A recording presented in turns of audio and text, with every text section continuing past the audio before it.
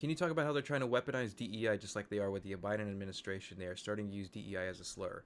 Yes, there are a great deal of Republicans and conservatives who are very against DEI publicly, who don't really seem to understand what it means, and oftentimes they believe it's shorthand for simply hiring because of race. I mean, if you study historically, DEI is often more geared towards hiring veterans, especially when they can't find work after a conflict, as opposed to hiring people of different races and diversity.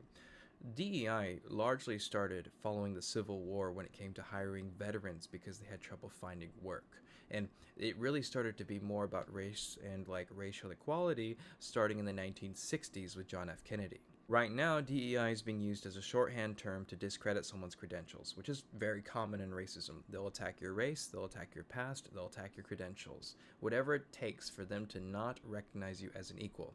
A really egregious example of this that happened recently was when Ketanji Brown Jackson was nominated to the Supreme Court in 2022. Tucker Carlson called for her LSAT scores. Under no circumstances has he ever called for another Supreme Court justice to reveal their LSAT scores. He only did it for a very obvious reason, and it was incredibly racist, and I wish more people spoke out about that.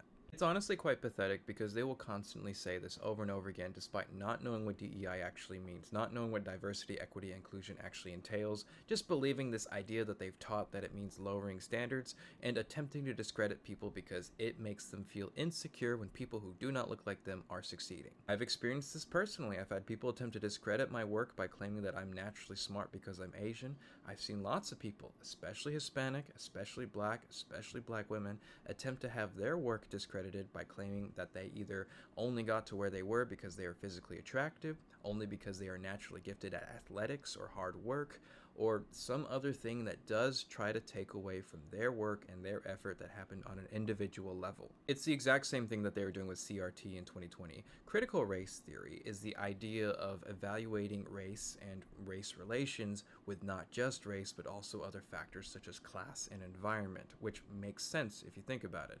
But they spun it into making people believe that CRT was teaching people to be guilty about being white, which just wasn't the case. Diversity, equity, and inclusion attempts to account for errors in evaluating people's talents, such as biases towards people with disabilities, in order to make an environment where more competent people are hired for the right job. Eliminating diversity, equity, and inclusion doesn't create more of a meritocracy, it just allows those biases to continue.